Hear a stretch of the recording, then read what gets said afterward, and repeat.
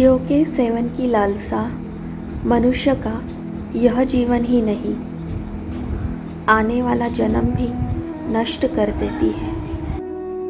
मनुष्य मीठा बोलकर, झूठ बेचकर संसार में मालामाल हो सकता है, लेकिन ईश्वर की नज़र में उससे बड़ा कंगाल और कोई नहीं है। संसार सत्य नहीं एवं सुख स्थायी नहीं है। ईश्वर परम सत्य है एवं सुख स्थायी है।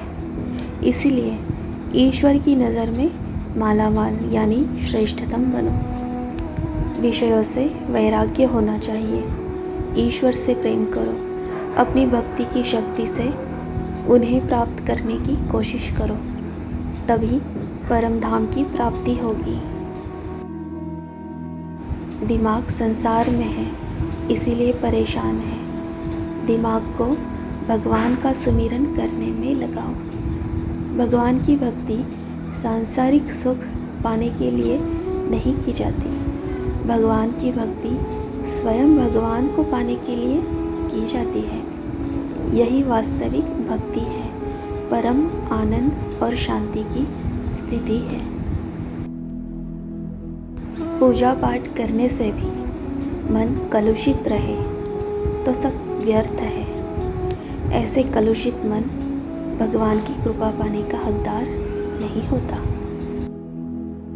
बंजर भूमि में फसल नहीं उग सकती, उसी प्रकार निर्दयी मन को भगवान की प्राप्ति नहीं हो सकती। मन बंजर निर्दयी ना हो, मन प्रेम करुणा दया के सागर से भरा हो। निस्वार्थ भाव से सेवा करें, क्षमता अनुसार दान करें। यही सच्ची पूजा है, यही सच्चा पाठ है। प्रारब्ध में जो लिखा है उसका सामना तो करना ही पड़ेगा। जो मनुष्य ईश्वर के प्रति संपूर्ण समर्पित है, उसे कोई चिंता या कोई भय नहीं सताता।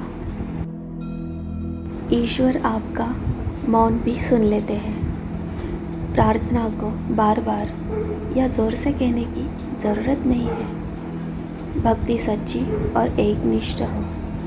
हिम्मत मत हारो। जो संपूर्ण रूप से ईश्वर की शरण में है, ईश्वर सदैव उनके साथ है तथा उनके रक्षक है। किस्मत पर रोने से अच्छा अपने ईश्वर पर पूर्ण रूप से श्रद्धा रखें। उनके दरबार से अनेक बदकिस्मत खुशकिस्मत बनकर बाहर निकले हैं। अनेकों की बिगड़ी हुई किस्मत सवरी है। अनेक मरने वालों को जीवन दान मिला है। तुम्हारी बारी भी आएगी।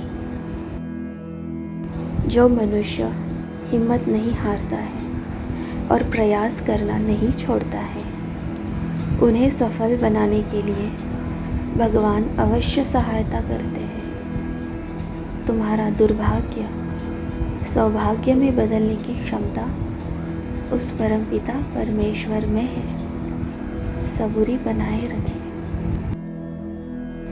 काम, क्रोध, मोह परमार्थ प्राप्ति के सबसे बड़े बाधक हैं। सद्गुरु बारंबार इनसे सावध रहने की चेतावनी देते हैं। संपूर्ण श्रद्धा से नाम स्मरण हो। यह शत्रु बाधक नहीं बनेंगे। सदा खुश रहें।